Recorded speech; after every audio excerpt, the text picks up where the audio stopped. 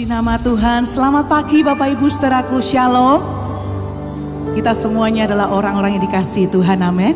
Yang percaya dikasihi Tuhan, boleh kasih salam kanan kiri, katakan engkau diberkati, engkau dikasihi Tuhan.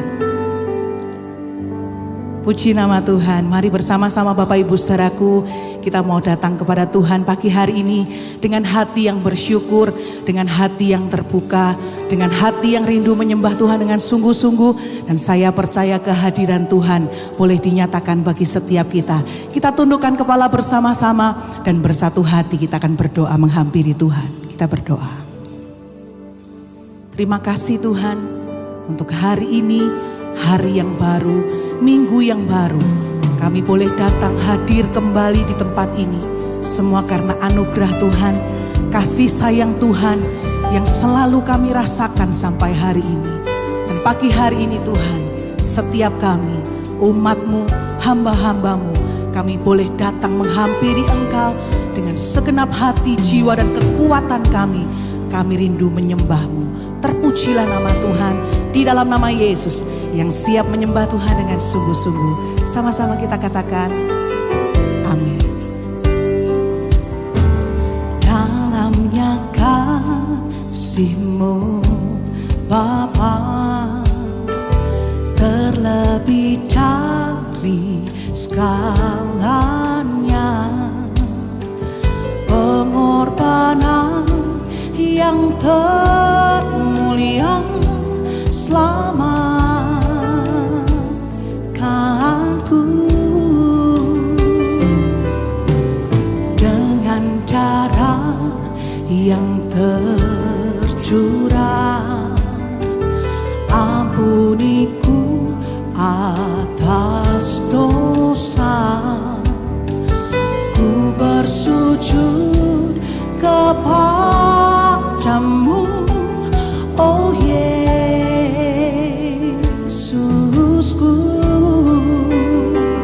Engkau ku sembah, Kau yang terindah. Dengan Kau ku sembah, Engkau ku sembah, Bapa mulia. Seumur hidupku ku mau menyembah-Mu. Katakan lagi, dalamnya kasih-Mu Bapa, dalamnya kasih-Mu Bapa, terlebih dari segalanya, pengorbanan yang termulia selamatkanku dengan darah yang tercurah. Ampuniku atas dosa,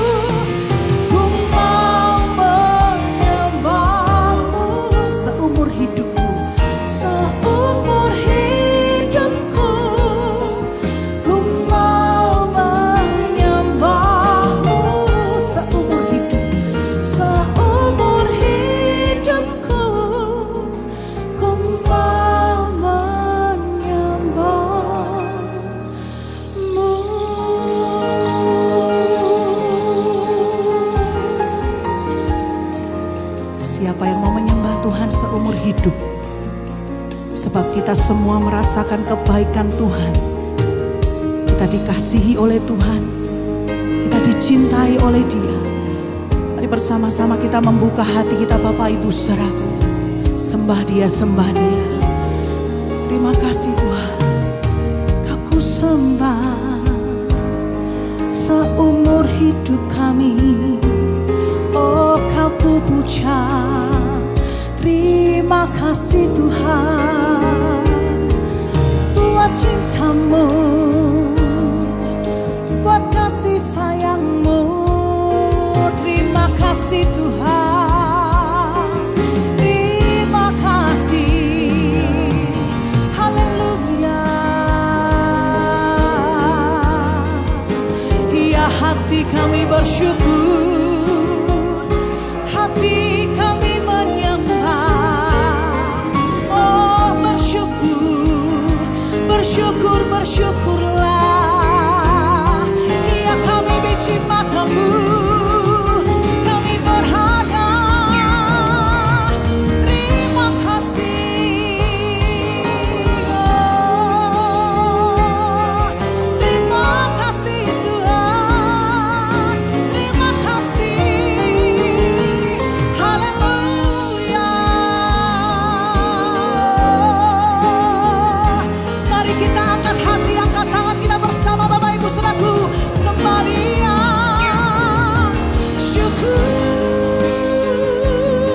Syukur, syukur. Oh, hati kami limpah dengan syukur. Terima kasih. Terima kasih Tuhan. Terima kasih. Sekarang buka kedua tangan kita bersama-sama di hadapan Tuhan. Oh, rabasyata karalabaralabaralabaralabaralabar. Pagi hari ini Tuhan, hati kami mengerti bahwa Engkau mengasihi setiap kami. Cinta-Mu begitu besar dalam hidup kami. Hati kami bersyukur kepadamu. Ramasyata karalayaralabashikiara lamaya. Hinamasyata karalabayaralabasyakaralamo. Yesus, terima kasih, terima kasih.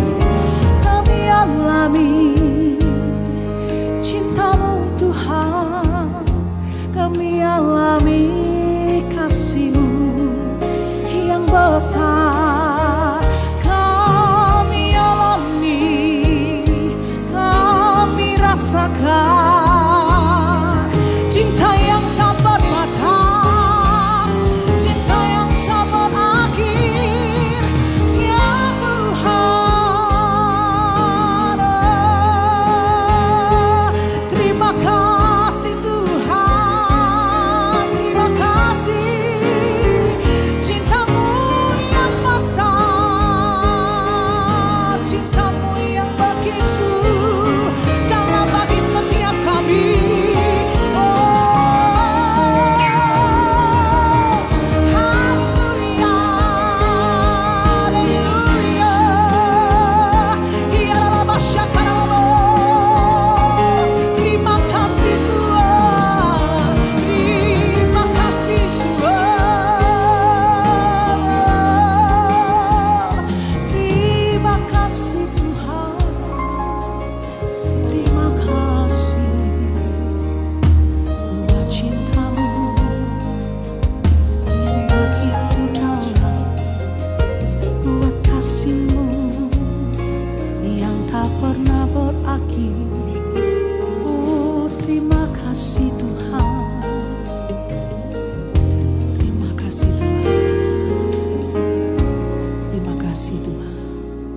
Jadikan kami berharga di mata-Mu. Kami sangat bersyukur. Terima kasih, terima kasih. Terima kasih Tuhan. Pujilah nama-Mu.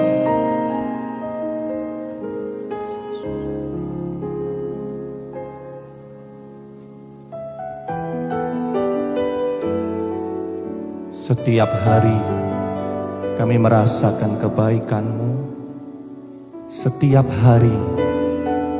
Kami melihat betapa Engkau mengasihi setiap kami, Tuhan. Biarlah pagi hari ini, di saat kami beribadah bersama-sama di tempat ini, inilah kerinduan setiap kami semua. Kami mau selalu bersyukur kepadamu, Tuhan. Sebab Engkau baik, kasih setia-Mu tidak pernah habis dalam hidup kami. Terpujilah nama-Mu, Bapa. Dengan apa kan ku balas segala kebaikan-Mu? Segenap hatiku menyembah-Mu, Yesus. Ku bersyukur padamu. Dengan apa kan ku balas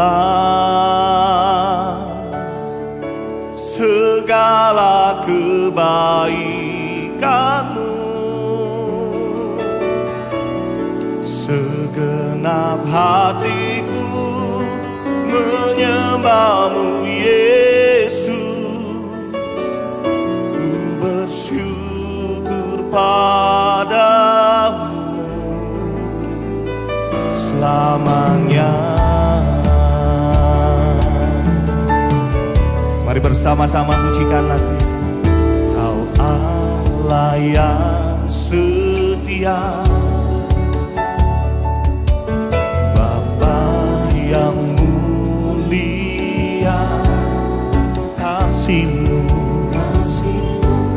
besar, Tuhan. Kau pulihkan hidupku. Kaulah harapan, Kaulah harapanku. Oh, hidupku. Mari bersyukur kepada Tuhan. Terima kasih Tuhan, Kau selamatkan hidupku.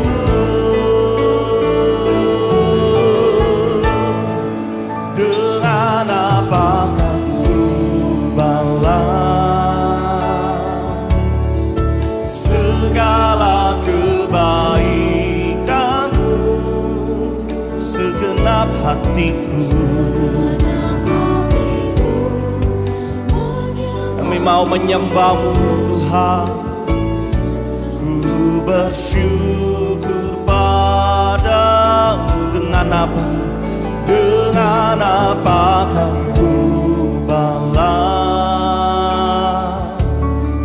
segala kebaikan-Mu? Segenap hatiku menyembah-Mu, Yesus. Ku bersyukur padamu selamanya. Mari bersama kembali kata, Kau Allah yang setia, Bapa yang mulia, kasih-Mu besar, Tuhan. Kau pulihkan hidupku. Kaulah harapan, Kaulah harapanku. Hidupku dalam-Mu. Mari yang bersyukur bersama-sama angkat tangan kita.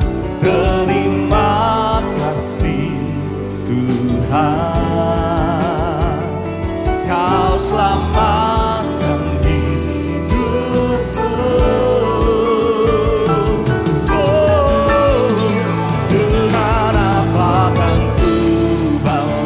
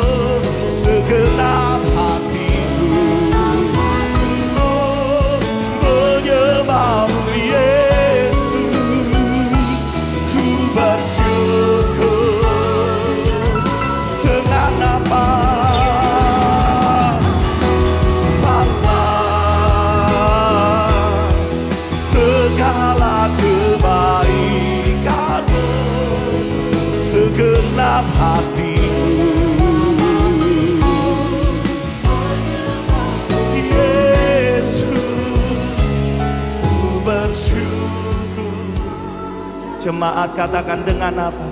Dengan apa akan ku balas?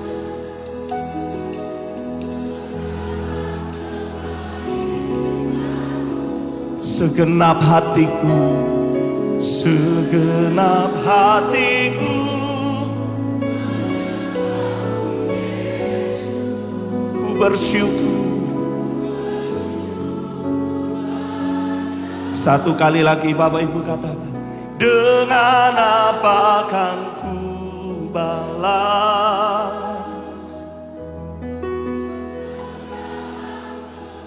Kami bersyukur kepadamu Tuhan.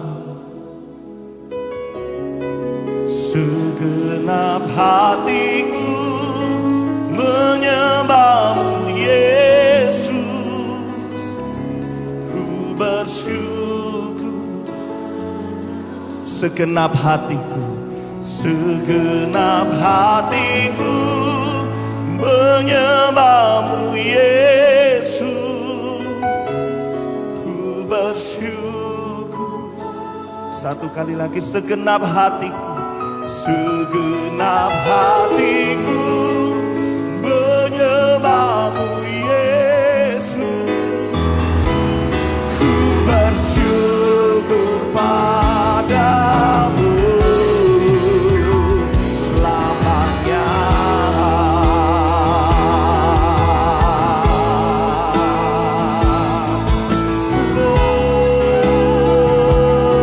Selama-lamanya kami bersyukur,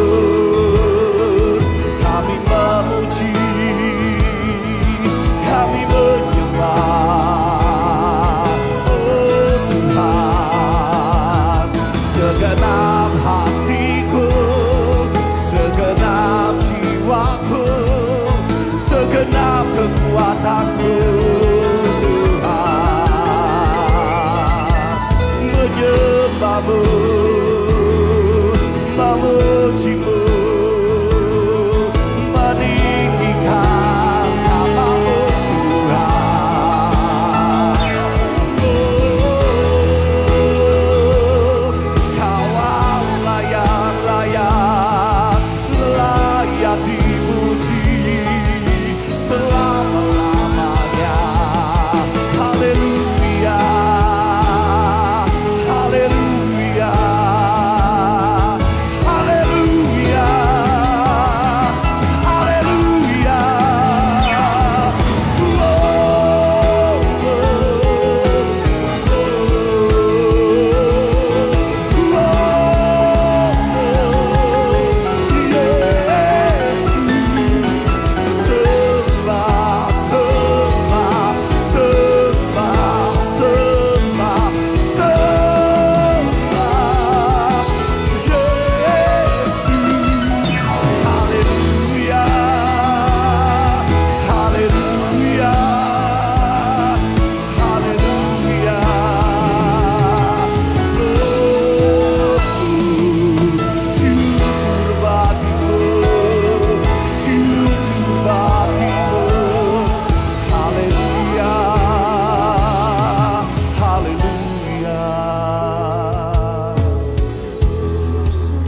Masyata karala barala barala barala, kinarala basyata karala barala barala barala, kinarala barala barala barala barala barala barala, ura basyata karala barala barala, kinarala barala barala barala barala barala barala barala barala, kinamasyata karala barala barala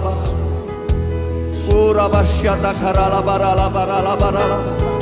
Setiap hari kami merasakan kebaikan-Mu Tuhan. Setiap hari Engkau memberikan kesempatan yang baru dalam hidup kami. Setiap hari kami merasakan ada berkat kekuatan yang baru dari Engkau. Setiap hari ada kesehatan yang baru buat setiap kami. Setiap hari ada kasih karunia-Mu yang baru buat setiap kami. Setiap hari ada anugerah yang baru bagi setiap kami. Setiap hari ada kemurahan-Mu dalam hidup kami. Oh, rabasyata karala barala barala. Mari bersyukur, bersyukur, bersyukur.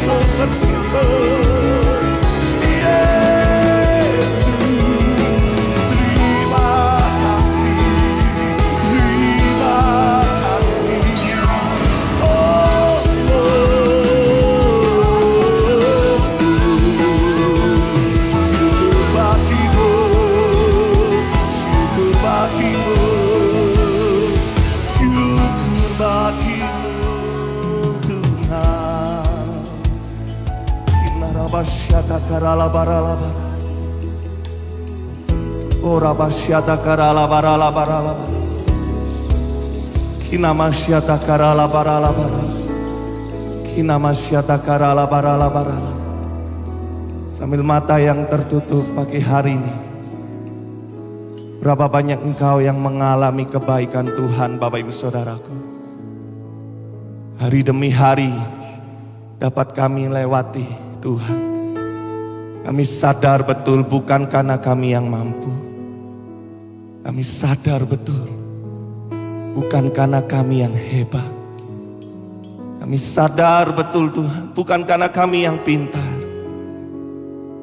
Juga bukan karena kami yang kuat. Tapi hari demi hari kami mampu melewati semuanya.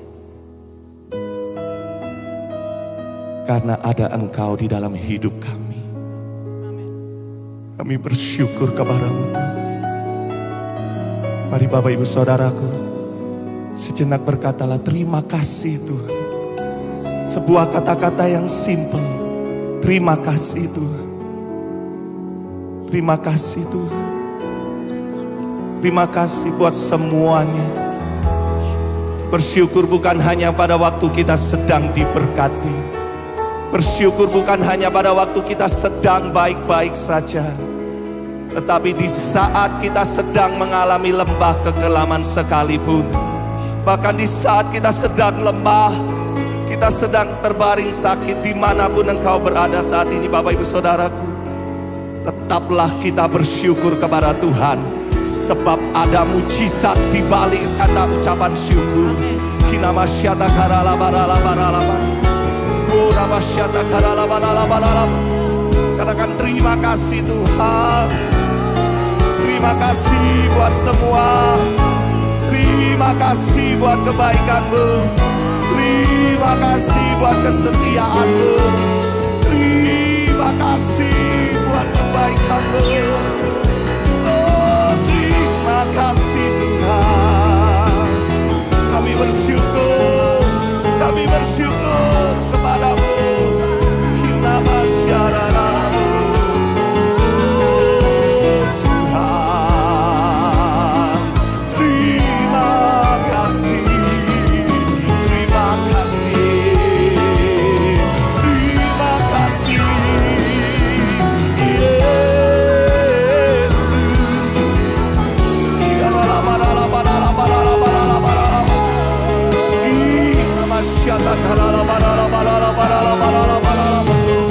Yesus, kami bersyukur.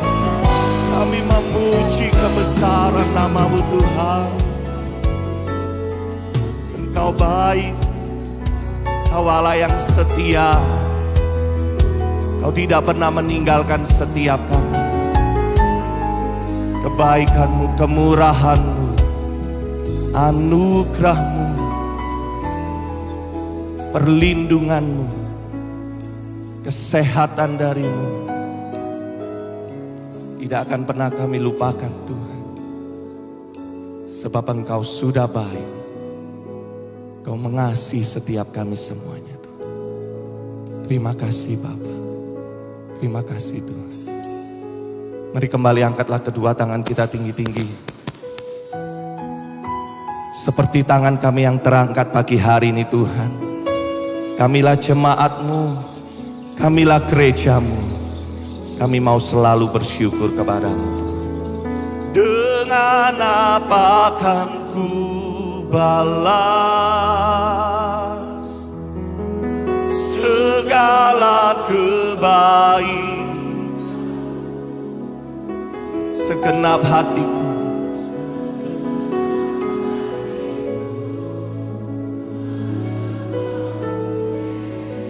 Mari bersyukur. Lebih sungguh lagi katakan dengan apa? Dengan apa kan ku balas segala kebaikan-Mu, segenap hatiku menyembah-Mu.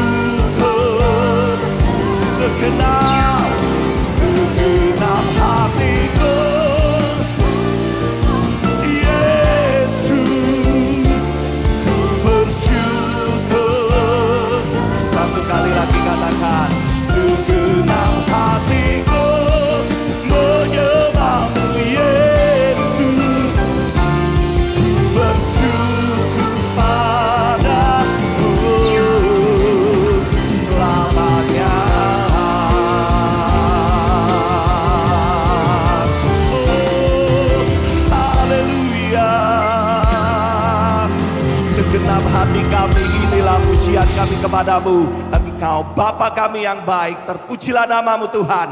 Di dalam nama Tuhan Yesus, mari bersama kita berkata, amin. Haleluya. Kami mau terus percaya padamu Tuhan. Kami mau terus bersyukur karena Engkau Allah yang baik, yang selalu menyertai hidup kami. Aku ingin selalu berada di hadirat-Mu. Aku ingin selalu berlindung dalam nama-Mu. Di bawah kotak sayap-Mu, Kau bawaku terbang tinggi, melintasi langit biru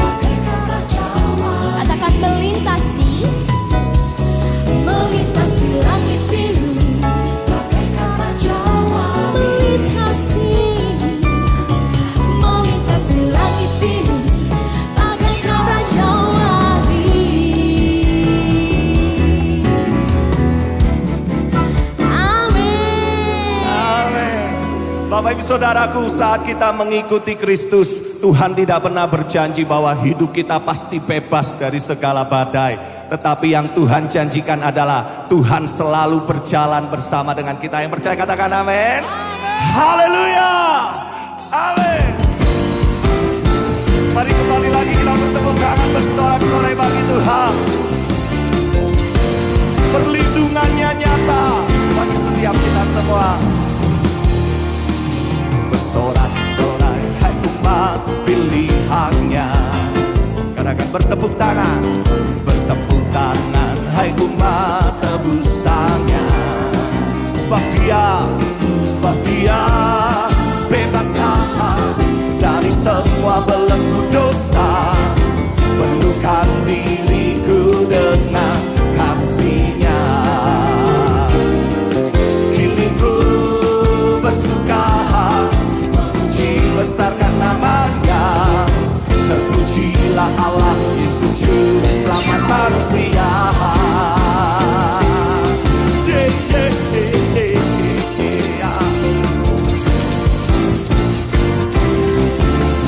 Mari bersorak-sorai. Bersorak-sorai hai umat pilihannya. Bertepuk tangan. Bertepuk tangan hai umat tebusannya. Semua sebab dia bebaskan dari semua belenggu dosa. Penuhkan diriku dengan kasih-Nya.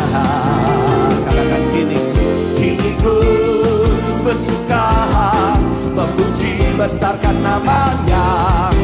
Terpujilah Allah Yesus Juru Selamat manusia.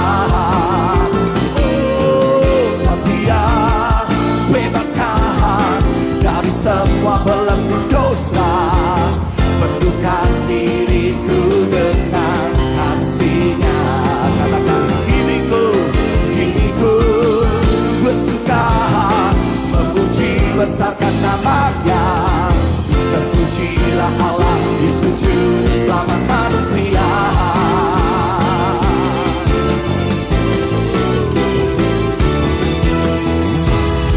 Sebab dia bebaskan dari semua belenggu dosa. Penuhkan diriku dengan kini ku bersuka memuji besarkan nama-Nya. Terpujilah Allah Yesus Juru Selamat manusia. Lagi sebab dia bebaskan dari semua belenggu dosa. Penuhkan diriku dengan kini ku bersuka memuji besarkan nama-Nya. Terpujilah Allah Yesus Juru Selamat manusia. Terpujilah Allah Yesus Juru Selamat manusia.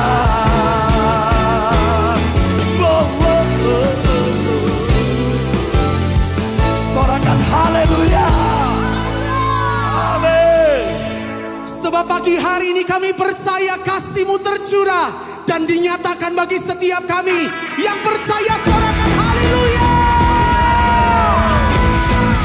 Oleh sebab itu mari sama-sama pagi hari ini kita lebih lagi memuji dan menyembah Dia. Bapak Ibu saudaraku, sama-sama. Seindahnya pelangi, secerahnya mentari, katakan hanya Kau, namun Kau yang terindah, hanya Kau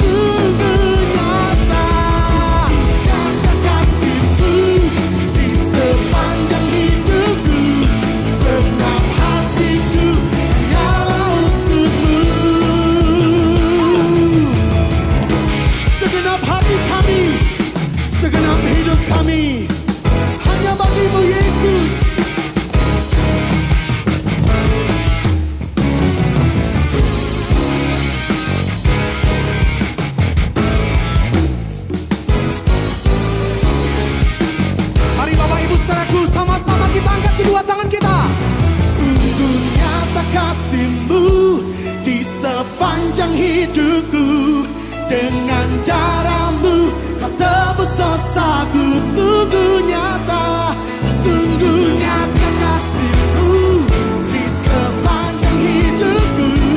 Segenap hatiku hanyalah sungguh nyata kasih-Mu di sepanjang. Mari sama-sama kita lambaikan kedua tangan kita, Bapak Ibu. Sungguh nyata kasih-Mu di sepanjang hidupku.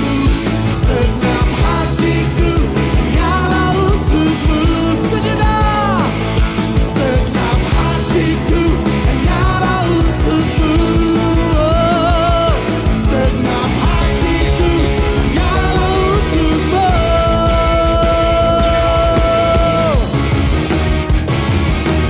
Haleluya. Amin, amin. Silahkan duduk kembali Bapak Ibu.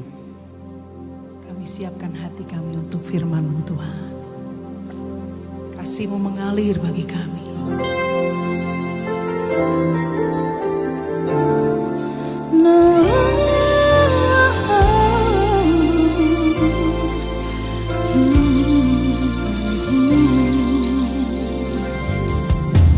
Terkadang apa yang kubayangkan tak seperti kenyataan. Kekecewaan dan keputusasaan membayangi hidupku. Ingin ku berlari, namun ku tak mampu. Di batas akhir kekuatanku, Kau datang dengan kasih-Mu, menyentuh hatiku dan bangkitkan semangat hidupku untuk melangkah tinggalkan masa lalu. Ku sadari kasih-Mu takkan pernah berakhir. Kau berikan arti dalam hidupku.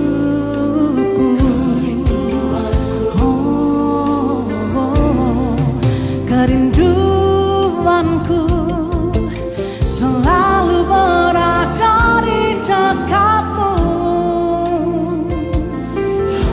berjalan dalam kasih dan kebenaran-Mu sampai akhir hidupku.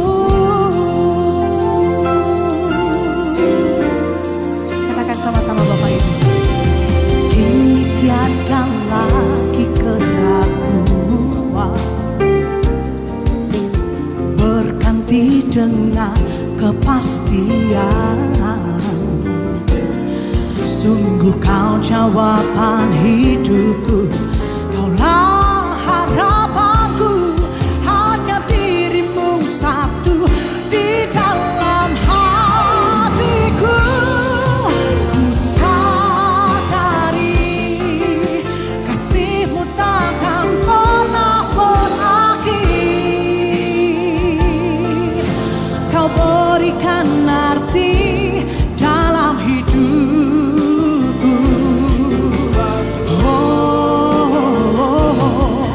Kerinduanku selalu berada di dekat-Mu,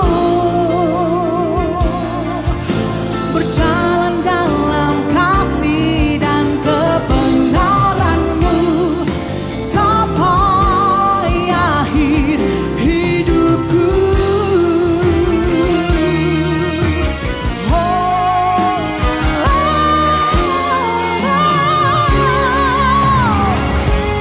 Ini yang kami sadari Tuhan, kasih-Mu begitu berarti dalam kehidupan kami.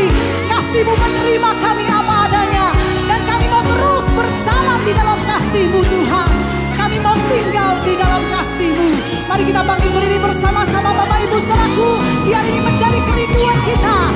Kerinduanku selalu berada di dekatmu. Berjalan dalam kasih dan kebenaranmu sampai akhir hidupku. Satu kali lagi katakan, ku sadari kasih-Mu takkan pernah berakhir. Kau berikan arti dalam hidupku. Oh, kerinduanku selalu berada di dekatmu. Berjalan dalam kasih dan kebenaranmu sampai akhir hidupku. Kita angkat tangan sama-sama Bapak Ibu. Sampai akhir hidupku. Ini janji kami Tuhan. Sampai akhir hidupku. Tuhan, kita berikan sorak-sorai pujian, pengagungan, kebesaran bagi Tuhan kita Yesus. Sungguh tak akan pernah berakhir kasih setiamu ya Tuhan. Seperti pujian ini katakan, selalu dan senantiasa kami ingin dekat di dalam hadirat-Mu ya Tuhan. Sebab hanya dalam hadirat-Mu kami menemukan damai sejahtera. Hanya di dalam hadirat-Mu saja kami menemukan kasih sukacita. Kami menemukan damai sejahtera yang melampaui segala akal. Terima kasih ya Tuhan, pada hari ini kami bersyukur kami bisa ada di dalam rumah Tuhan. Kuatkan kami melalui firman-Mu ya Tuhan, sebab kami sangat membutuhkan firman-Mu. Firman-Mu adalah pelita bagi kaki kami dan terang bagi jalan kami. Sampaikanlah ya Tuhan, kami siap mendengar dalam nama Tuhan Yesus. Bersama-sama kita katakan amin. Sebelum duduk, tepuk tangan sekali lagi untuk kemuliaan kebesaran Tuhan kita Yesus Kristus. Haleluya. Amin. Silakan duduk Bapak Ibu dan saudara sekalian. God is good and all the time. Haleluya, saya bersyukur kepada Tuhan dan berterima kasih banyak kepada Bapak Gembala, Bapak Pendeta Aswin Tanusaputra yang mempercayakan pelayanan firman Tuhan pada pagi hari ini di Betani Nginden yang luar biasa ini. Pagi hari ini saya sangat digerakkan oleh Roh Kudus untuk memberikan judul tema khotbahnya adalah pahit menjadi manis. Dengan satu tujuan, dengan satu doa, bahwa semua yang pahit dalam hidup saudara, semua yang rasanya pahit, asam, mungkin begitu saudara, akan diubahkan menjadi manis dan diubahkan menjadi indah di dalam kehidupan saudara dan kehidupan saya. Dan tentu ada mujizat di mana pahit menjadi manis. Itu terjadi di dalam Keluaran pasal yang ke-15 di Mara dan di Elim. Kita akan membaca ayat yang ke-22 sampai ayat yang ke-27. Musa menyuruh orang Israel berangkat dari Laut Teberau. Lalu mereka pergi ke padang gurun Syur. 3 hari lamanya mereka berjalan di padang gurun itu dengan tidak mendapat air. Sampailah mereka ke Mara. Tetapi mereka tidak dapat meminum air yang di Mara itu karena pahit rasanya.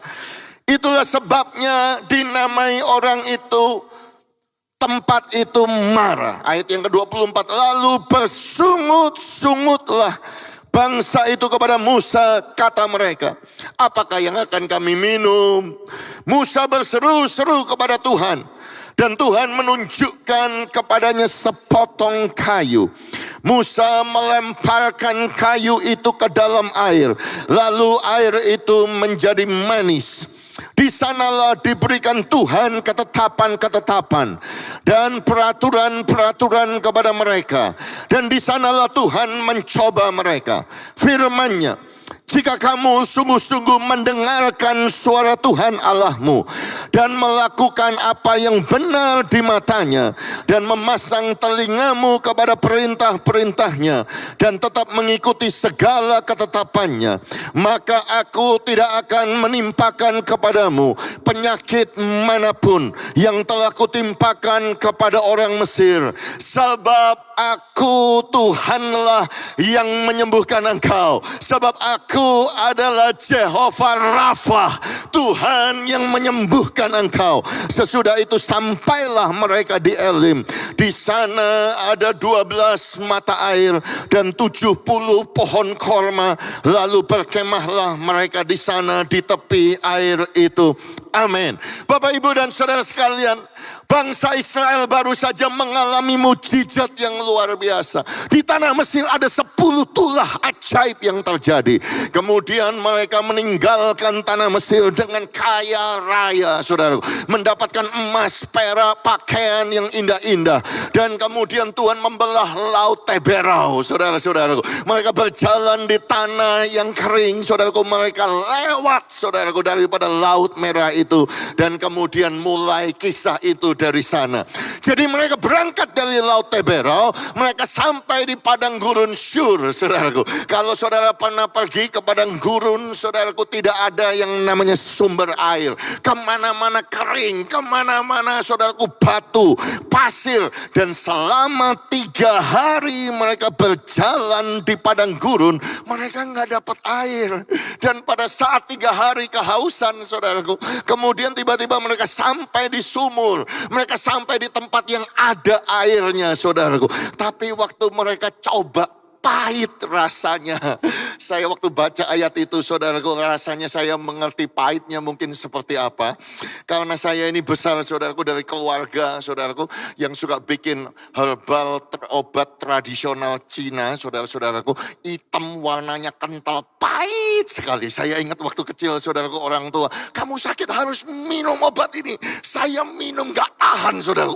Pahitnya bukan main, saudara-saudara. Tapi dipaksa. Saya gak tahu apakah seperti itu apa tidak, saudara. Mungkin seperti itu. Mungkin juga kotor, saudaraku. Mungkin juga warnanya hitam kayak obat itu. Kayak, saya juga gak tahu, pahit rasanya. Jadi mereka menyebutkan nama itu adalah Mara. Jadi Mara itu artinya pahit. Kalau saudara yang belum pernah ikut Holy Land, saudaraku, saya tunjukkan kepada saudara Mara itu hari ini seperti ini. Ini fotonya, saudara-saudaraku, ya. Jadi sudah tidak ada airnya, saudaraku. Nah, sayangnya bulan Desember kemarin waktu berangkat, saudara-saudaraku, kami tidak sempat masuk karena ternyata Mara ditutup. Saya ingat sebelum COVID 2020, kami juga belum pernah bisa pergi, saudaraku. Jadi saya minta salah satu jemaat, karena saya jarang foto, saudara. Dan mereka kirimkan foto ini, saudara. Ini foto saya berdoa di Mara dengan jemaat, saudaraku, mungkin 5 tahun yang lalu. Jadi kami berdoa, mungkin saudara bertanya kepada saya, Pak, apa yang Bapak doakan pada saat engkau ada di Mara? Saya berdoa di sana, Tuhan, Kau sanggup mengubahkan air yang pahit menjadi air yang manis. Dan kami berdoa supaya mujizat itu terjadi lagi. Bukankah manusia, saudara, dan saya ini, katanya, saudaraku, 70%, ada yang bilang 80% ini air, saudara-saudara, manusia. Dan banyak manusia itu pahit, begitu. Kalau ngomong pahit, kalau bicara pahit, saudara, suka marah, suka dendam, suka kalau ngomong moodnya nggak enak, pokoknya rasanya asem, begitu. Kalau saudara ketemu dengan orang seperti ini, saudara nggak suka, saudaraku, karena apa? Karena ketika saudara berbicara, komunikasi pahit rasanya. Dan saya percaya apa yang kami doakan di Mara dan apa yang kami akan doakan hari ini, Tuhan bisa buat yang pahit menjadi manis dalam nama Yesus. Yang percaya katakan amin. Kalau mau tepuk tangan yang meriah bagi Tuhan kita. Oh, haleluya. Jadi saudara-saudaraku, poin yang pertama yang saya mau tekankan kepada saudara, pahit menjadi manis. Janganlah engkau respon yang negatif terhadap Tuhan.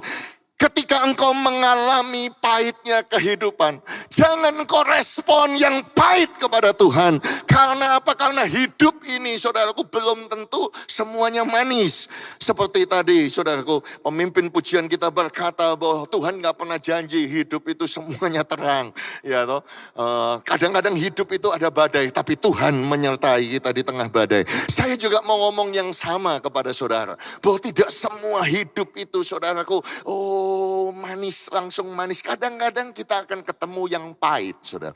Bangsa Israel gak akan pernah menyangka setelah lewat mujizat penebusan, tanda darah, Paskah, saudaraku, kemudian lewat Laut Merah, disertai tiang awan dan disertai dengan tiang api, mereka tidak akan pernah menyangka akan ketemu dengan air yang pahit.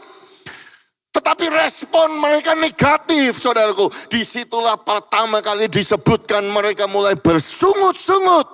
Bangsa itu kepada Musa, apa yang kami minum? Lebih enak di Mesir saja. Kenapa kok seperti ini, saudaraku? Sehingga Musa berseru kepada Tuhan. Dan Musa menunjukkan kepadanya sebuah pohon, sebuah kayu, saudaraku. Ya, terjemahan lain berkata ada pohon, saudaraku, kemudian dipotong, atau sebuah potongan kayu kemudian dilemparkan ke dalam air. Saudaraku, Tuhan sengaja menunjukkan kayu.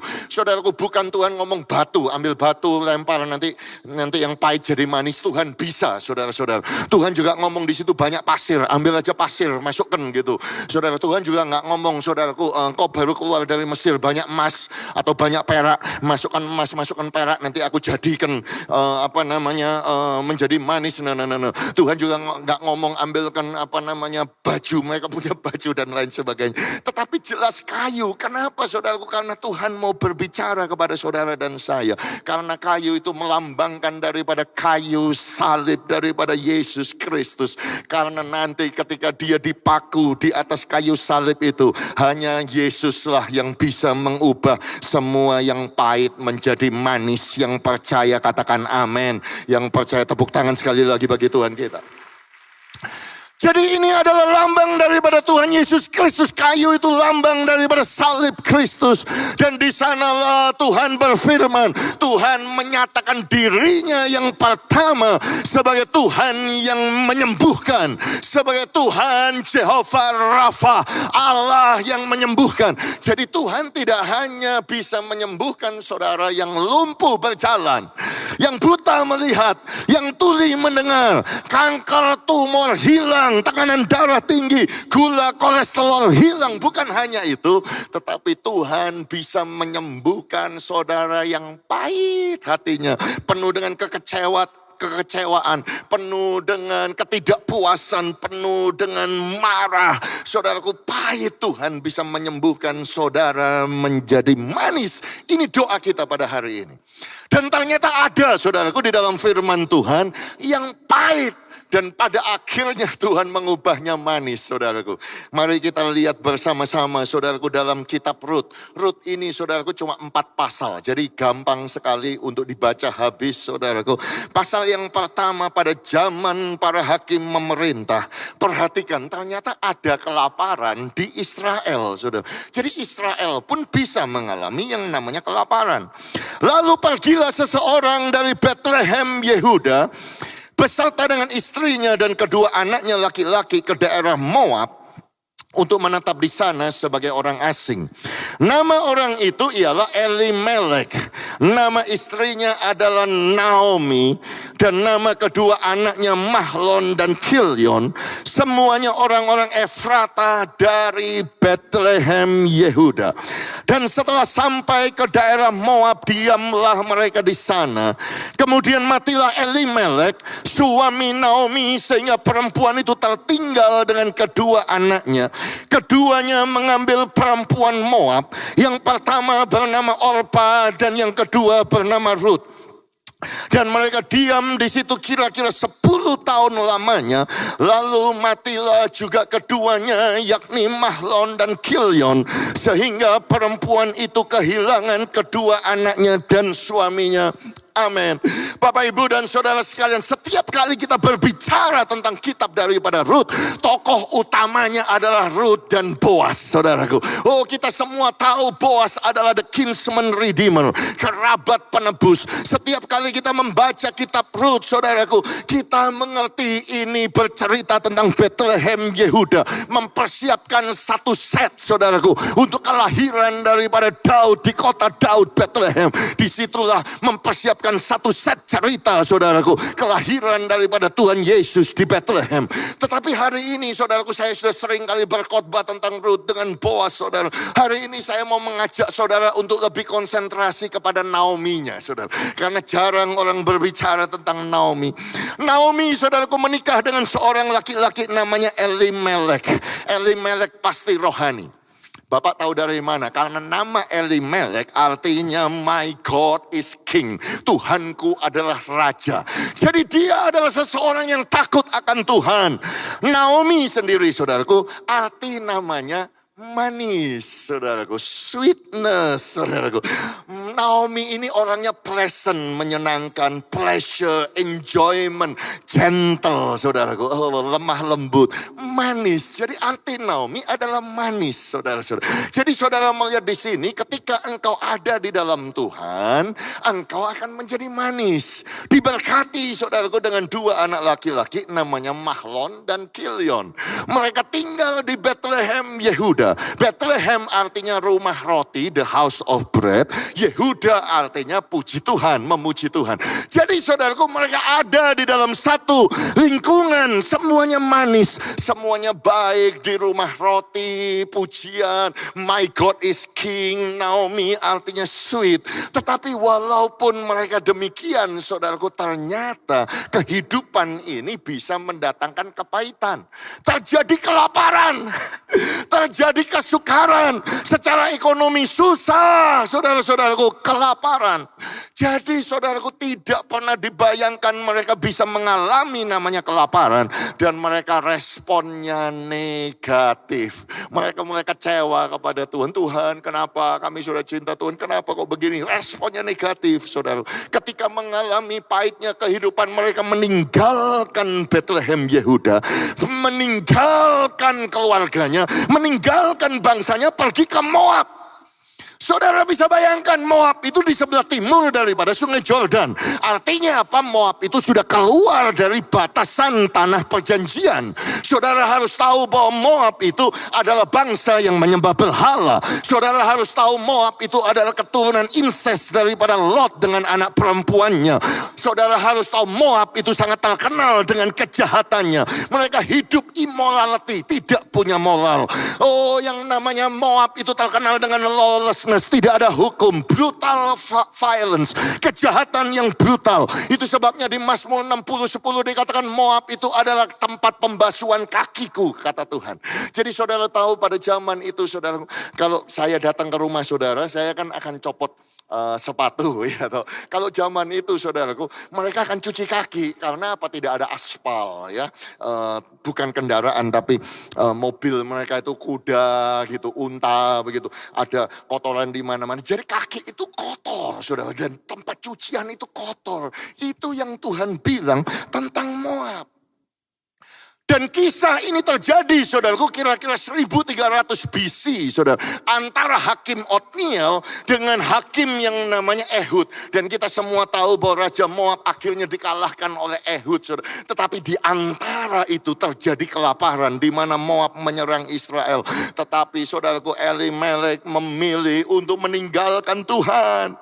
Elimelek membawa istrinya, membawa kedua anaknya untuk meninggalkan Tuhan. Hari ini saya mau katakan kepada saudara, saya berkhotbah hari ini, saya tidak berjanji bahwa hidup kita akan semakin enak, saudara.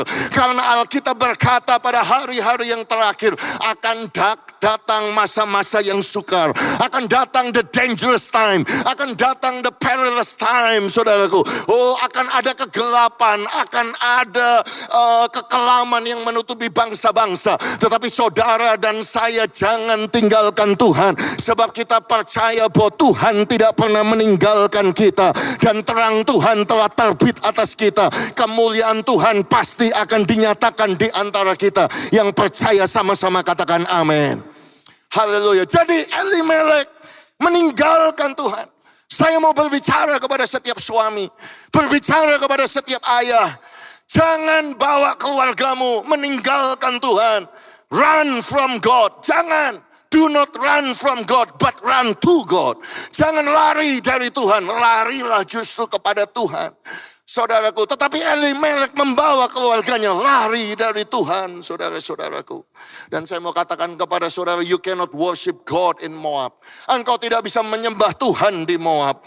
Engkau tidak bisa beribadah di Moab. Di Moab tidak ada bait Allah, engkau tidak bisa memberi di Moab. Engkau tidak bisa give offering, memberikan korban di Moab. Di Moab gak ada gereja. Di Moab tidak ada bait Allah. Di Moab gak ada FA. Di Moab, saudaraku, tidak ada psalm, tidak ada school of ministry. Di Moab tidak ada ibadah hari Minggu, saudara-saudara. Di Moab, saudaraku, semuanya jahat. Tetapi Elimelek pikir, saudaraku, keadaan yang buruk, tapi ada Tuhan, mungkin lebih baik bersama dengan musuh. No. Your worst day with God will always be greater than your best day with the enemy. Sekali lagi saya ulangi. Saudaraku, kata-kata bijak ini berkata demikian. Bahkan hari-hari saudara yang saudara pikir itu jelek, buruk. Tetapi kalau ada Tuhan, itu selalu lebih baik daripada hari terbaikmu bersama musuh. Ya, kalau saya bisa kasih contoh kepada saudara dan saudara kita ini bisa tanya kepada Musa. Musa akan ngomong yang sama. Karena apa? Karena dikatakan demikian, karena iman. Maka Musa setelah dewasa menolak disebut anak putri Firaun. Saudaraku, bukankah dia kaya di Mesir? Bukankah dia tidak kelaparan di Mesir?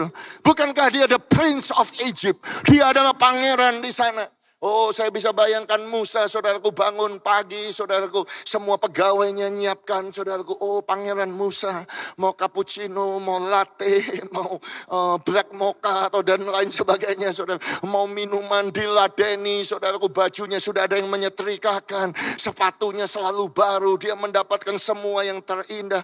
Tetapi dia sadar bahwa hari-harinya yang terbaik di Mesir itu tidak lebih baik daripada hari-hari bersama dengan Tuhan walaupun dia menderita dengan Tuhan. Makanya dikatakan karena ia lebih suka menderita sengsara dengan umat Allah daripada untuk sementara menikmati kesenangan dari dosa.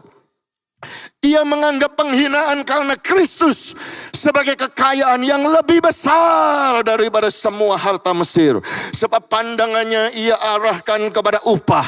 Karena iman maka ia telah meninggalkan Mesir dengan tidak takut akan murka raja.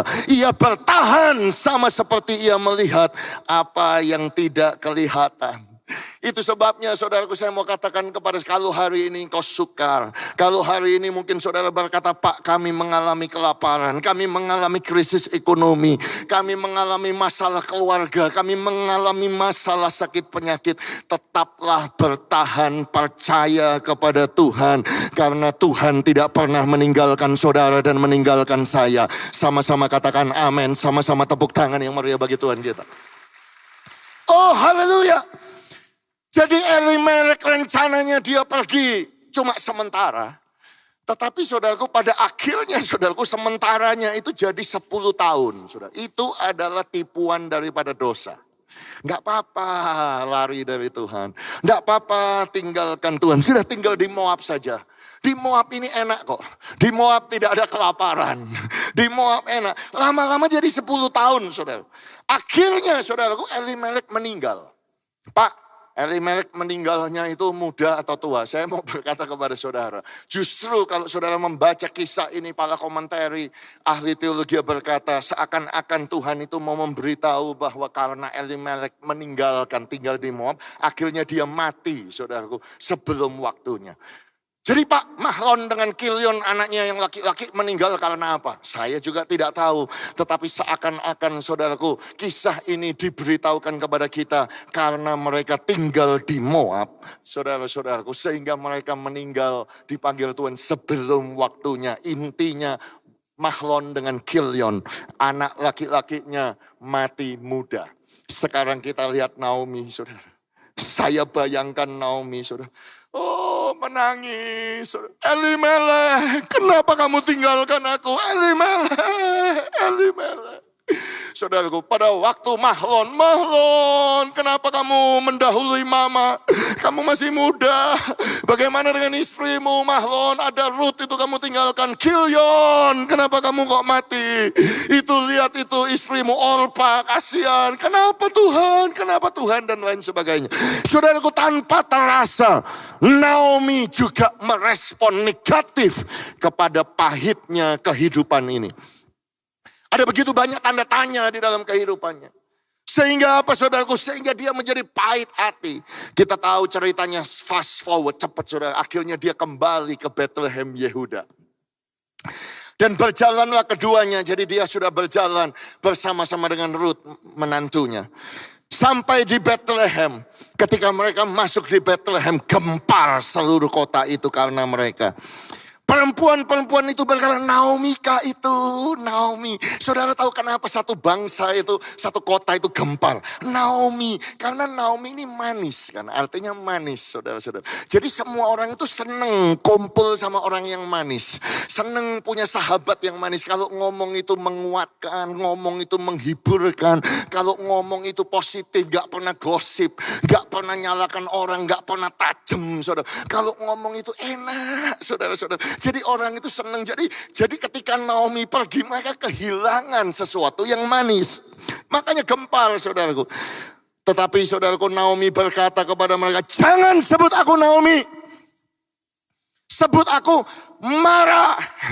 Mara itu diambil dari mana saudaraku? Dari perjanjian lama, kisah yang tadi kita baca saudaraku. Jadi Naomi itu, makanya saya berkata Naomi itu orang yang membaca Alkitab saudaraku. Jadi dia tahu cerita itu. Jadi karena dia tahu Mara itu pahit dirubah jadi manis. Dia malah ngomong begini, kalau aku kebalikannya, aku ini manis dirubah Tuhan jadi pahit. Jadi panggil aku Mara. Sebab yang Maha Kuasa telah melakukan banyak yang pahit kepadaku. Jadi yang dia tuduh Tuhan, saudara-saudara. Yang dia salahkan Tuhan. Tuhan ini yang bikin pahit, saudara. Padahal Tuhan itu gak pernah bikin pahit, gak pernah bikin manis jadi pahit. No. Tuhan itu selalu mengubahkan yang pahit jadi manis. Yang percaya sama-sama katakan amin.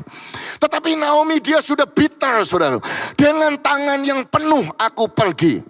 Maksudnya apa? Dengan kaya dia pergi. Jadi dia pergi itu bawa emas, bawa deposito, bawa saham gitu. Kira-kira begitu saudara. Jadi dia punya uang saudara waktu dia pergi. Tetapi dengan tangan kosong Tuhan memulangkan aku. Jadi waktu dia pulang gak punya uang 1 sen pun, gak punya 1 rupiah pun gak punya saudara.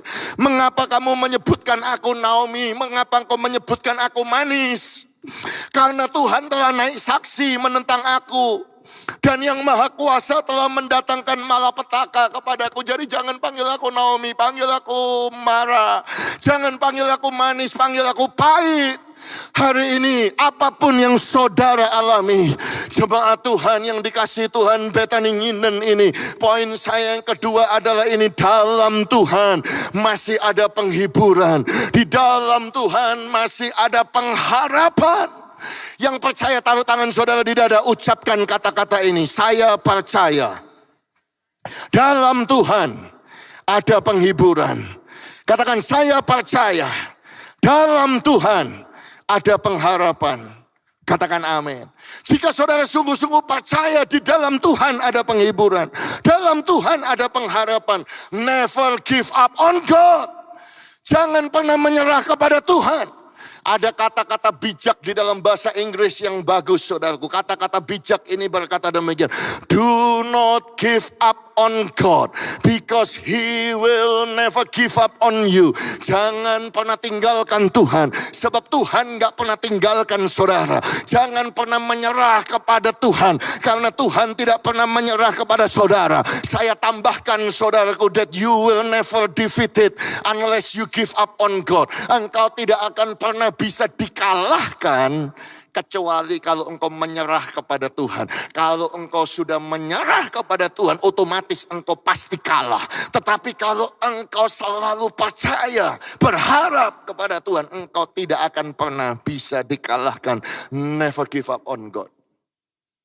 Saudara-saudaraku, ilustrasinya begini. Ada satu ikan, saudaraku, namanya barakuda. Saya tidak tahu ikan barakuda ini ada nggak di Indonesia, saudaraku. Tapi ikan ini cukup besar. Ikan ini predator, saudara.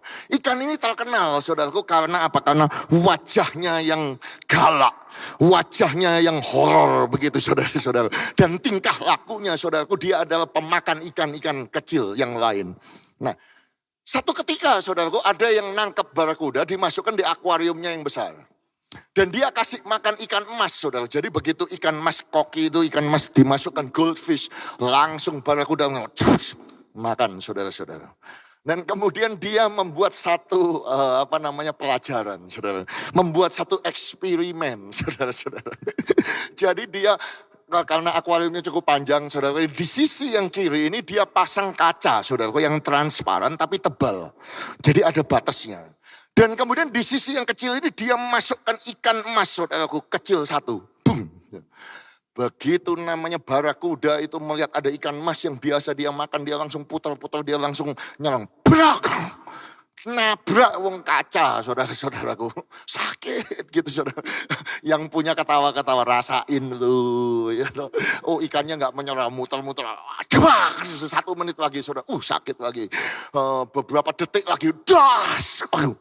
Ikan ini tidak pun menyerah, saudara. 1 menit lagi, saudara. Tapi frekuensinya tambah lama, tambah lama, saudaraku. Kira-kira 5 menit lagi dia coba lagi, bus gitu. Lama-lama yang punya akuarium sudah capek nunggu sambil minum kopi, dia dengar gubrak. Oh, berarti masih belum menyerah, dibiarin sama dia, saudaraku. Setengah hari, saudaraku. 1 hari, saudara, malam-malam kadang-kadang dia jam 1 bangun, saudara, gara-gara dia dengar bunyi gubrak, begitu kaget dia. Apa itu? Oh, ternyata ikan barakuda berusaha makan yang namanya ikan emas yang kecil itu. Tapi dibiarin sama yang punya. Ya toh? Nah, karena lapar ya dikasih makan tetap dikasih makan. Dia makan di daerahnya dia. Dibiarin, saudaraku, 1 minggu frekuensinya tambah lama tambah berkurang. Dia berusaha ke sana nggak bisa. 2 minggu, saudara-saudara, lebih berkurang. 3 minggu, 1 bulan lebih sudah nggak dengar lagi kata-kata. Sudah nggak lagi gerubak lagi nggak ada. Jadi karena sudah 1 bulan, udah lama, saudaraku, dia nggak dengar, sama dia pembatasnya diangkat seret. Begitu pembatasnya diangkat, saudara, sudah tidak ada lagi halangan ikan barakuda ini makan ikan yang kecil yang di sisi yang dibatasi itu, saudara. Tapi ternyata setelah 1 bulan lebih, saudara, ikan barakuda udah nggak mau nyoba lagi, dia muter-muter aja di situ, saudara-saudara. Ikan emasnya juga muter-muter di situ aja, gak berani. Padahal kalau ikan barakuda itu mau coba 1 kali saja nyebrang begitu, saudara, pasti dia makan. Tapi dia sudah give up, dia sudah menyerah. Kenapa saya cerita ini kepada jemaat Tuhan? Saya mau katakan kepada saudara, mungkin ada di antara saudara berkata, Pak, saya sudah doa bolak-balik tapi ketatap terus, Pak. Saya sudah berpuasa, Pak, tetapi gagal terus bertahun-tahun. Hari ini dengar firman Tuhan, 1 kali lagi jangan pernah menyerah. Tuhan pasti mendengar doa saudara. Tuhan pasti menjawab doa saudara. Jangan tinggalkan Tuhan. Jangan give up kepada Tuhan, karena Tuhan gak pernah give up kepada saudara. Bahkan Tuhan berkata, mata Tuhan tertuju kepada orang-orang yang benar. Telinganya kepada teriak mereka minta tolong. Kalau hari ini saudara dan saya berseru, berteriak, Yesus tolong, dikatakan Tuhan, mata Tuhan tertuju kepada saudara. Apabila orang-orang benar itu berseru-seru, maka Tuhan mendengar. Ayat selanjutnya, Tuhan melepaskan mereka dari segala kesesakan mereka. Dan selanjutnya ini yang saya paling suka. The Lord is close to the broken hearted. Tuhan itu dekat kepada orang-orang yang patah hati. Tuhan itu menyelamatkan orang-orang yang remuk jiwanya. Hari ini kalau saudara berkata, I'm crushed in the spirit, aku broken heart, Pak. Tuhan di mana? Tuhan dekat kepada orang yang remuk hati. Tuhan menyelamatkan orang yang remuk hatinya. Bahkan dikatakan kemalangan orang benar itu banyak. Tetapi Tuhan melepaskan dia dari semuanya itu. But the Lord delivers him from them all. Saudara-saudaraku. Akhirnya Naomi, saudaraku, yang namanya manis, 10 tahun jadi pahit, saudara-saudaraku. Dia pulang pahit, saudara-saudaraku. Ya, tetapi di pasal yang ketiga ada satu harapan di dalam diri Naomi. Naomi sudah bisa melihat ada terang, saudaraku, di tengah-tengah terowongan yang gelap. Light in the dark tunnel. Naomi mulai understand bahwa ternyata ada pengharapan. Karena dia tidak akan pernah menyangka mantunya yang namanya Ruth, yang mengambil sampah makanan, tiba-tiba pulang bawa makanan. Naomi tanya, siapa yang kasih kamu? Itu loh, gak tahu itu siapa itu. Itu loh. Ya. Naomi mulai understand. Karena yang tahu tentang tradisi kinsman redeemer, tentang kerabat penebus, itu kan Naomi. Ruth kan gak tahu apa-apa. Ruth itu kan perempuan Moab, saudara-saudara. Jadi di pasal yang ketiga, yang action itu adalah Naomi. Yang memulai adalah Naomi. Yang berinisiatif itu adalah Naomi. Saudara bisa bayangkan, saudaraku, Naomi mertuanya berkata kepadanya, anakku, my daughter, apakah tidak ada baiknya jika aku mencari tempat perlindungan bagimu supaya engkau bahagia? Oh my daughter, I must find a home for you where you will be well provided for. Saudaraku, jadi Naomi lah yang memulai. Jadi saudaraku, dia mulai manis. Saya mau katakan kepada saudara, ya memang saya bisa komen tentang Ruth ini luar biasa. Karena kalau mertua, saudara kalau punya mertua pahit, saudara, nggak ada orang mau kumpul sama orang yang pahit. Karena apa, saudara? Kalau di rumah ada orang yang pahit, ngomong sedikit marah, saudara. Minum sedikit salah tempatnya marah, saudara. Kotor sedikit marah, saudara. Itu pahit, saudara. Tapi Ruth tetap cinta, saudara. Itu yang luar biasa. Nah, jadi Naomi understand, oh salah ini, ada pengharapan dalam Tuhan. Jadi di pasal yang ketiga itu, dia mengajarkan Ruth, dia ngomong kamu pasti bisa ditebus. Nanti penebus itu pasti akan melakukannya. Bahkan di ayat tadi, ayat yang pertama di pasal yang ketiga. Di pasal yang terakhir, di ayat yang terakhir di pasal yang ketiga. Lalu kata mertuanya itu, duduk sajalah menanti anakku. Sampai engkau mengetahui bagaimana kesudahan perkara itu. Sebab orang itu tidak akan berhenti sebelum diselesaikannya perkara itu pada hari ini juga. Jadi Naomi menemukan satu pengharapan bahwa pasti akan ada penghiburan, pasti ada pengharapan, pasti ada jalan keluar, dan dialah yang mengajarkan itu kepada Ruth, saudara. Dan singkat cerita akhirnya Boaz menikah dengan Ruth, dan kemudian Ruth, saudaraku, melahirkan seorang anak laki-laki, saudaraku. Dan di akhir daripada pasal yang keempat, saudaraku, dikatakan berkatalah perempuan itu kepada siapa? Naomi. Perempuan itu tidak lagi, saudaraku, semua tetangganya tidak lagi memanggil dia marah, tidak lagi memanggil dia pahit, memanggil dia manis. Karena apa? Tuhan sudah ubahkan dia menjadi manis. Terpujilah Tuhan yang rela menolong engkau pada hari ini dengan seorang penebus. Termasyurlah kiranya nama anak itu di Israel, dan dialah yang akan menyegarkan jiwamu, yang akan memelihara engkau pada waktu rambutmu telah putih. Sebab menantumu yang mengasihi engkau telah melahirkannya, perempuan yang lebih berharga bagimu daripada 7 anak laki-laki. Dan Naomi mengambil anak itu serta meletakkannya pada pangkuannya, dan dialah yang mengasuhnya. Dan tetangga-tetangga perempuan memberi nama kepada anak itu, katanya, pada siapa? Bukan pada Ruth, pada Naomi telah lahir seorang anak laki-laki. Dan mereka menyebut namanya Obed. Dialah ayah Isai, dialah ayah Daud, saudara-saudara. Jadi ada satu yang Tuhan ubahkan, saudaraku, menjadi manis. Saudaraku, sebagai ganti Mahlon dan Kilion yang dia hilang, dia mendapatkan Obed, saudaraku. Dia akhirnya menjadi, saudaraku, yang menurunkan, saudaraku, silsilah daripada Daud. Dan pada akhirnya Yesus lahir, saudara-saudaraku. Oh saudara, itu sebabnya yang terakhir, Betani Nginden yang saya kasihi. Poin yang terakhir, Tuhan itu sanggup memakai, Tuhan sanggup memulihkan setiap penderitaanmu menjadi kemuliaan bagi Dia. Kalau saudara percaya, taruh tangan saudara di dada sambil berkata, saya percaya. Ayo lebih kuat lagi, semua berkata, saya percaya. Tuhan sanggup memakai dan memulihkan setiap penderitaanku menjadi kemuliaan. Sama-sama katakan amin. Sama-sama beri kemuliaan bagi Tuhan kita. Jadi Tuhan bisa memulihkan. God can restore setiap penyakit, setiap penderitaan, setiap pelakuan yang tidak baik, setiap ketidakadilan yang kau alami. Saudaraku, itu bisa mendatangkan kemuliaan. Tidak ada satu pun yang akan dibuang. Tidak ada satu penderitaan pun yang sia-sia. Itu sebabnya saya mungkin bisa mengambil satu kesimpulan bahwa penderitaanmu itu adalah penderitaan yang manis. Sweet suffering. Pak, bagaimana kok Bapak bisa ngomong penderitaan ini sweet? Mungkin saudara tidak bisa merasakan sweetnya, manisnya. Tapi percayalah saudara-saudaraku. Bukankah Paulus berkata penderitaan ringan yang sekarang ini? Paulus memakai istilah itu ringan. Itu mengerjakan bagi kami kemuliaan yang kekal. Yang melebihi segala-galanya. Jauh lebih besar daripada penderitaan kami. Jadi di dalam bahasa Inggrisnya ada kata-kata yang bijaksana berkata, only Jesus can turn a mess to a message, a test into a testimony, a trial into a triumph, a victim into a victor.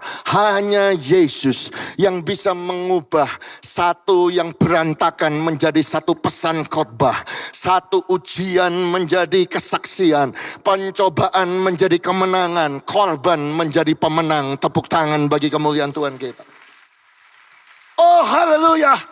Pemain musik boleh kembali. Sekarang tiba saatnya finale, akhir saudaraku, puncak daripada khotbah ini. Ini yang sudah saya mau cerita dari tadi saudara. Oh haleluya. Bulan yang kemarin kan saya tugas di sini kan saudara-saudara. Dipercaya Bapak Gembala datang kemudian tugas di Nginden.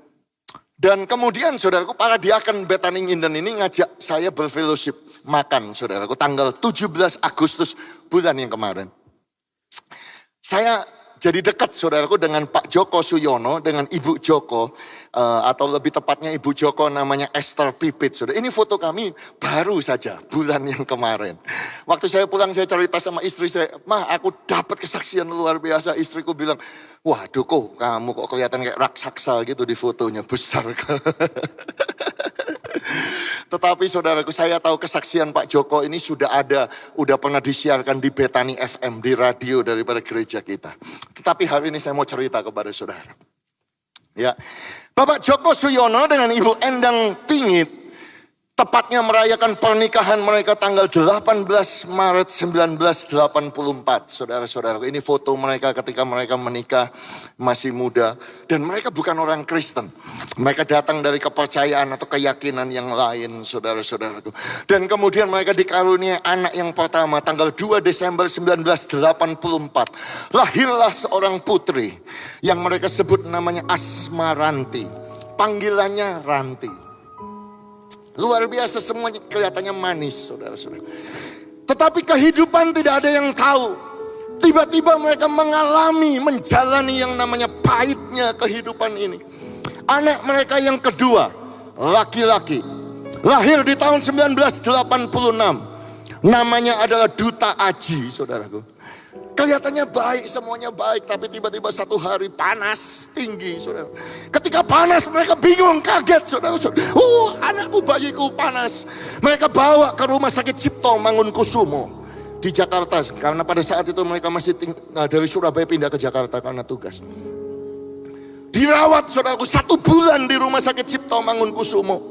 Tidak ketemu penyakitnya apa. 1 bulan kemudian Duta Aji meninggal dunia. Di usia 3,5 bulan. Saudara bisa bayangkan pahitnya Ibu Joko. Oh, Duta Aji. Saudara-saudaraku, pahit. Kenapa kok ini bisa terjadi? Gak ada sakit penyakitnya, gak tahu. Dokter gak ketemu. 2 tahun kemudian di tahun 1988. Mereka dikaruniai putri lagi, saudaraku. Anak yang ketiga, mereka beri nama Citra Puspitasari. Dan karena trauma, dan karena keyakinan agama mereka, kalau ada kematian kau harus pindah rumah. Jadi mereka pindah rumah. Dan karena trauma, mereka kasih makan, anak itu agak gemuk, menjadi gemuk. Satu ketika sudah tiba-tiba nafasnya hilang. Mereka cepat-cepat pergi, saudaraku, ke rumah sakit Cikini. Dirawat 1 minggu di sana. Dicari sakitnya apa gak ketemu. 1 minggu kemudian Citra Puspitasari meninggal dunia di usia 7,5 bulan. Trauma. Oh, kenapa ini terjadi? Hidup ini kok pahit. Dan kemudian lahirlah anak laki-laki yang keempat di tahun 1991. Mereka memberi nama Adi Trisna. Adi Trisna kelihatannya baik, saudara-saudara. Satu ketika Adi batuk-batuk. Kaget mereka, batuk-batuk, trauma, saudara. Cepat-cepat bawa ke rumah sakit Harapan Kita. Ditangani dokter, bukan saja kali ini, bukan dokter Indonesia saja, bahkan dokter luar negeri, dokter bule datang. 3 bulan di rumah sakit, tidak diketahui penyakitnya apa. 3 bulan kemudian Adi Trisna meninggal dunia usia 10 bulan. Saya nggak bisa bayangkan, saudara, waktu saya diceritai demikian, saudaraku, betapa remuknya hatinya, betapa pahitnya hatinya, betapa stresnya, betapa depresinya, saudara-saudara. Saya bisa bayangkan depres, makanya ibu itu berkata, Pak, waktu saya depresi kadang-kadang saya bangun nggak ngerti apa-apa. Saya bilang, Pak, ayo ke rumah sakit, Pak, anak kita di rumah sakit. Bapak yang ngomong, Bu, anakmu sudah nggak ada, udah mati. Sampai begitu, saudara-saudara. Jadi pada waktu saya diceritain, waduh, saudara-saudara, betapa hidup ini. Kadang-kadang kita tidak mengerti kenapa itu bisa terjadi. Tetapi satu hal yang saya mau tekankan kepada saudara, the Lord is close to the broken hearted. Tuhan itu dekat dengan orang yang patah hati. Tuhan itu dekat, saudara. Tuhan itu menyelamatkan orang-orang yang remuk jiwanya. Dia bukan orang Kristen, saudaraku, dan dia mulai berdoa, dia mulai berpuasa, dia ambil puasa 5 bulan puasa, saudara-saudara. Dia mulai mencari Tuhan.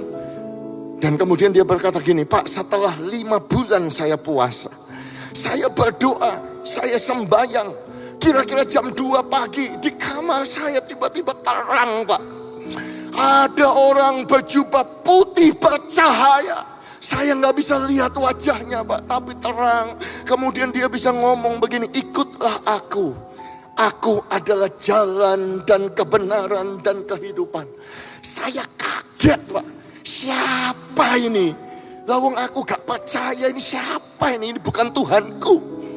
Besoknya pada saat saya menjemput anak saya yang pertama. Jadi anak yang pertama Ranti itu hidup, saudara-saudaraku. Lagi sekolah di sekolah Katolik di Santo Franciscus Assisi. Waktu SD itu sekolah di mana Presiden Obama Amerika dulu pernah sekolah di sana. Dia tanya kepada teman-temannya, dia tanya, kamu tahu nggak ya? Aku waktu doa puasa 5 bulan, ya. Tapi yang datang jubah putih. Saudara harus ingat ya, keluarga ini adalah keluarga Bu Joko dalam keadaan depres, dalam keadaan stres ya. Kehilangan 3 anak ya. Ini foto 3 bayinya, saudara-saudaraku yang ada, saudaraku yang masih ada. Saya minta ini semua yang tadi saya sebutkan, semua yang dipanggil Tuhan, semuanya meninggal. Jadi dalam keadaan depres dia ambil 5 bulan puasa, Tuhan Yesus datang. Saya mau katakan kepada saudara, waktu saya mendengar ini, saya yang hamba Tuhan puluhan tahun ini, saudara, belum pernah didatangi Tuhan Yesus terang begitu, dengar suara jelas.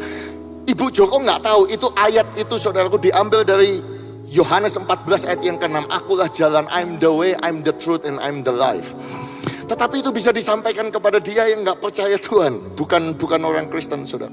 Dan teman-temannya ngomong, itu Tuhannya orang Kristen. Namanya Tuhan Yesus. Dia bingung, kok Tuhan Yesus datangi aku yang bukan orang Kristen. Jadi kamu harus ke gereja. Dia bilang kalau aku ke gereja gak mungkin. Suamiku itu marah, suamiku itu gak mungkin mengizinkan. Jadi aku tidak bisa pergi yang hari Minggu. Hari lain kalau ada aku mau datang. Mereka bilang ada gereja yang ibadahnya hari Rebo.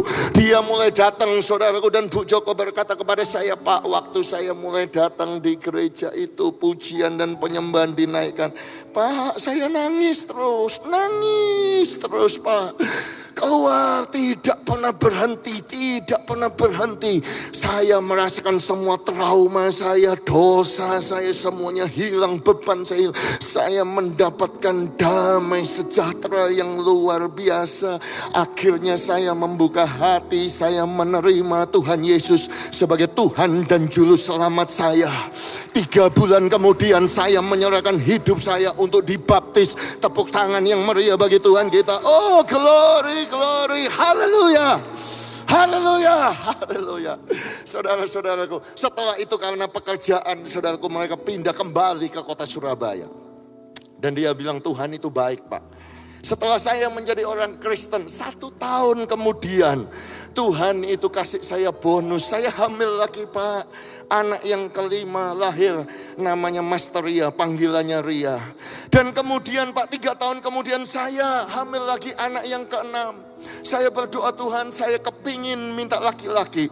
Dan akhirnya laki-laki Tuhan berikan.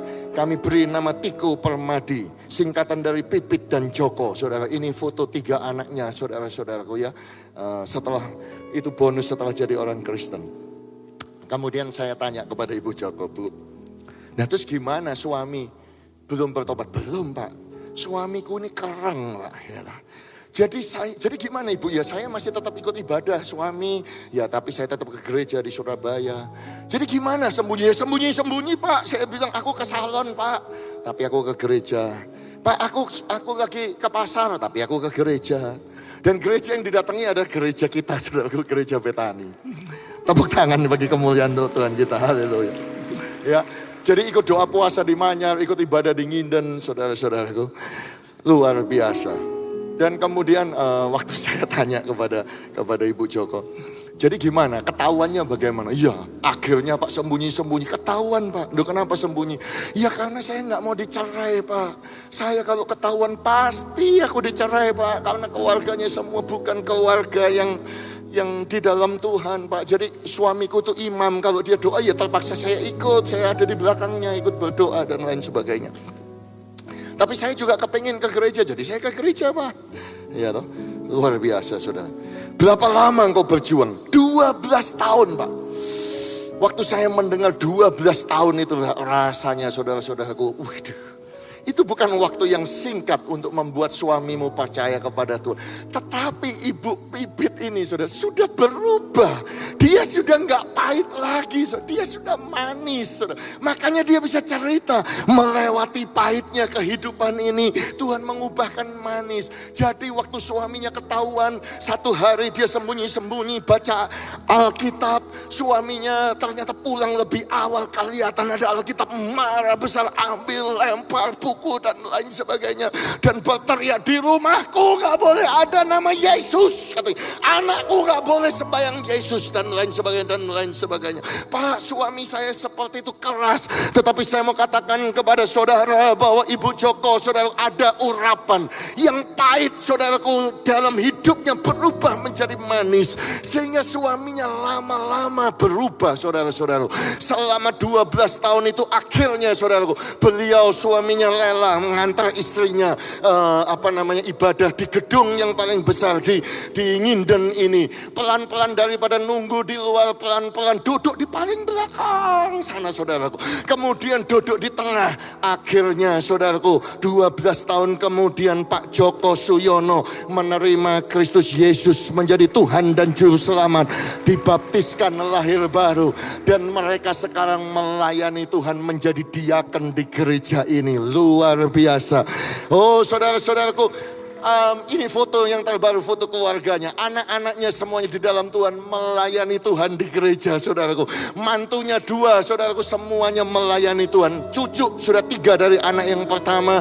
Sekarang anak yang kedua, ada cucu kedua. Mereka minta maaf gak bisa hadir pagi ini. Mereka ada di Jakarta lagi menunggu cucu yang kelima untuk lahir. Dan Pak Joko berkata, Pak, sekarang kami melihat berkat Tuhan Pak. Kami sudah tua, kami sekarang diberkati oleh Tuhan. Saya mau katakan kepada saudara, ketika Tuhan memulihkan keadaan Sion, keadaan saudara dan saya akan seperti orang yang bermimpi. Karena yang pahit akan diubahkan menjadi manis. Pada waktu itu mulut saudara dan mulut saya akan penuh dengan tertawa. Lidah kita akan penuh dengan sorak-sorai. Dan pada waktu itu kita akan berseru bahwa Tuhan telah melakukan perkara yang besar kepada kami semua. Kita bisa berseru bahwa Tuhan telah melakukan perkara yang besar kepada kami. Oh haleluya. Makanya kami bersuka cita. Mari kalau saudara bersuka cita, kita bangkit berdiri bersama-sama. Kita tepuk tangan, kita sorak-sorai bagi kemuliaan Tuhan. Tuhan yang bisa memulihkan, Tuhan yang bisa memulihkan kita, merubah yang pahit menjadi manis. Haleluya. Sebab aku percaya, Amin. bukan karena melihat, namun karena firman-Mu yang selalu digenapi di hidupku. Ku percaya, bukan karena melihat, namun karena firman-Mu tiada pernah berubah. Sebab aku percaya, bukan karena melihat, namun karena firman-Mu yang selalu digenapi di hidupku. Ku percaya, bukan karena melihat, namun karena firman-Mu tiada pernah berubah.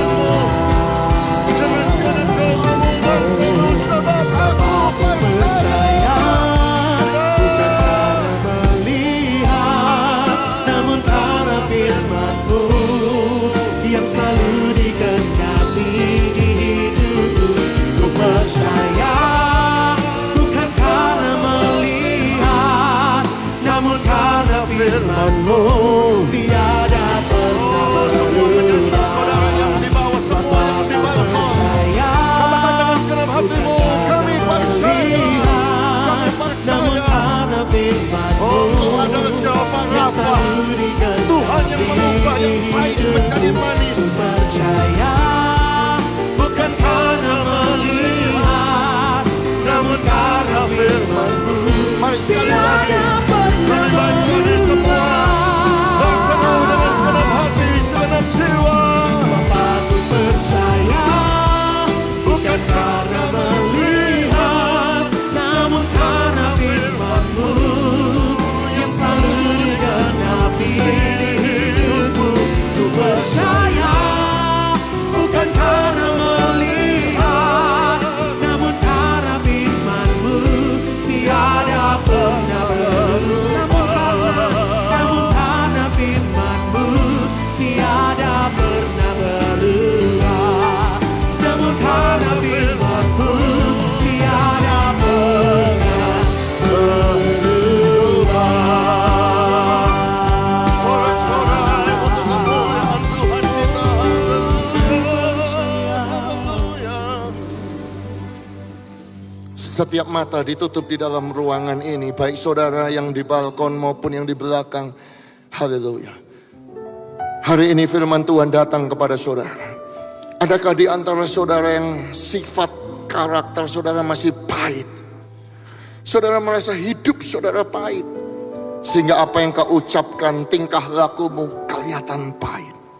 Percayalah hari ini adalah tempat seperti di Marah. Ketika ada kayu salib, ketika Kristus itu diberitakan, Kristus sanggup mengubah setiap air yang pahit menjadi manis. Haleluya. Mari saudara-saudaraku buka kedua tangan saudara, sebagai tanda bahwa engkau tidak akan respon negatif kepada pahitnya kehidupan. Mari mulai berdoa, saudara, buka kedua tanganmu sebagai tanda bahwa engkau percaya di dalam Tuhan ada penghiburan, di dalam Tuhan ada pengharapan. Mulai angkat saudaraku kedua tanganmu sebagai tanda bahwa engkau percaya bahwa Tuhan bisa mengubahkan setiap penderitaan itu menjadi kemuliaan. Ini alamas, ini alamas, ini alamas, ini alamas.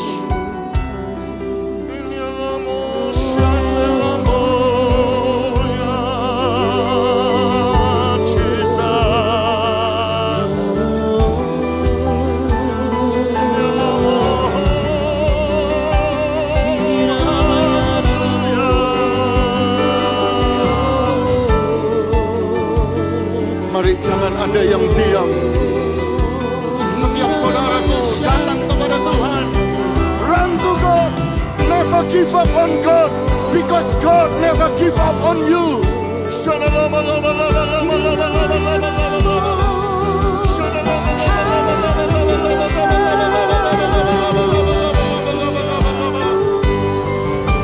Only Jesus that can turn every mess into a message. Jesus can turn every test into a triumph.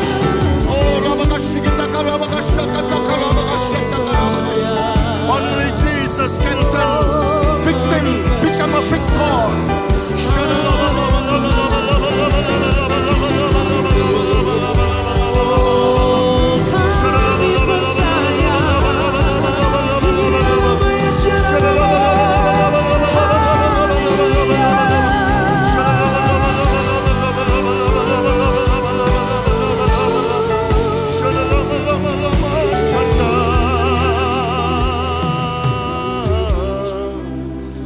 Tuhan, kami berdoa pada pagi hari ini. Kami ini seperti air yang pahit, seperti marah. Tetapi kami percaya ya Tuhan, biarlah kasih karunia-Mu ada atas kami. Pengurapan-Mu ada atas kami ya Tuhan. Roh Kudus-Mu memenuhi setiap kami. Biarlah Engkau membuka tingkap-tingkap langit ya Tuhan. Engkau mencurahkan kasih, sukacita, damai, sejahtera. Biarlah terjadi manifestasi kuasa buah Roh Kudus. Ada kesabaran, ada kesetiaan, ada kebaikan, ada kemurahan, ada kelemah lembutan, ada penguasaan diri. Tuhan, kami percaya ada urapan double portion anointing of the Holy Spirit upon your people. Kami mengalami ya Tuhan jamahan-Mu, urapan-Mu, lawatan-Mu pada hari ini. Sehingga kami menyatakan ya Tuhan, kami pulang dari tempat ini, kami tidak pahit lagi, tetapi kami menjadi manis dalam nama Tuhan Yesus. Setiap yang pahit berubah menjadi manis dalam nama Yesus. Dalam nama Yesus, mari kita berdoa dalam nama Yesus, dalam nama Yesus, dalam nama Yesus. Bukan karena melihat, namun karena firman-Mu yang selalu digenapi di hidupku. Ku percaya, bukan karena melihat, namun karena firman-Mu tiada pernah katakan namun karena firman-Mu tiada pernah berubah. Namun karena firman-Mu tiada pernah berubah. Oh, kami percaya. Kami percaya firman Tuhan yang kami dengar tidak pernah berubah. Dan hari ini sampai seterusnya firman-Mu digenapi di dalam kehidupan kami Tuhan. Kami percaya kehidupan kami ada yang pahit, Engkau Tuhan sudah merubahnya menjadi kehidupan yang manis. Sebab ada Yesus di tengah-tengah kehidupan kami. Terima kasih Tuhan, terima kasih untuk firman-Mu yang menguatkan setiap kami. Kami bersyukur kepada Tuhan. Kami juga bersyukur untuk hamba firman-Mu Tuhan yang sudah menjadi berkat bagi setiap kami. Kau tambahkan hikmat dan pengurapan lebih dan lebih lagi supaya nama Tuhan semakin dipermuliakan. Dan siang hari ini Tuhan, kami diberikan kesempatan untuk memberi. Kami rindu memberi dengan segala ketulusan hati kami hanya bagi Tuhan. Di dalam nama Tuhan Yesus. Haleluya. Amin. Silakan duduk kembali Bapak Ibu saudaraku. Sementara itu kami mengundang Bapak Ibu saudara yang akan melakukan penyerahan anak boleh maju ke sebelah kiri mimbar. Tuhan memberkati.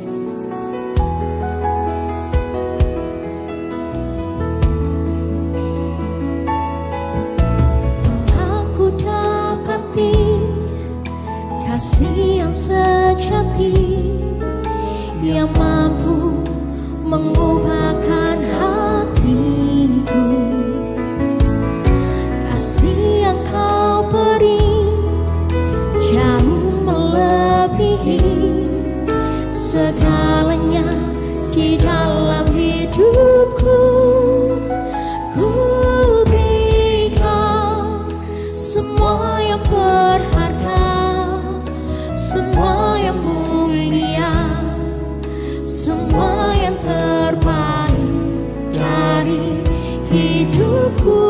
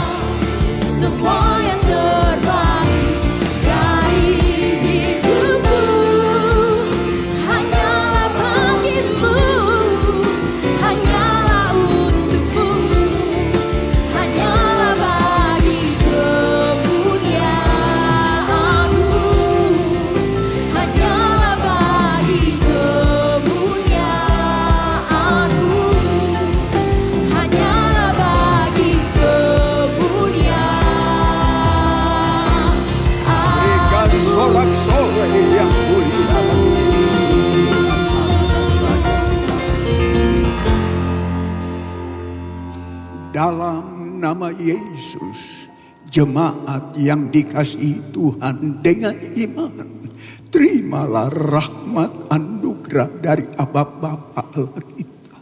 Kasih-Nya dalam Yesus, kekuatan kuasa-Nya dalam Roh-Nya yang kudus turun melimpah atas kita semua untuk menaungi, membimbing, menyertai dan memberkati sepanjang hari ini. Maranatha, Yesus datang, bahkan sampai selama-lamanya. Dalam nama Yesus, semua yang percaya sama-sama kita berkata amin. Selamat siang, Tuhan Yesus sertai dan berkati saudara semua.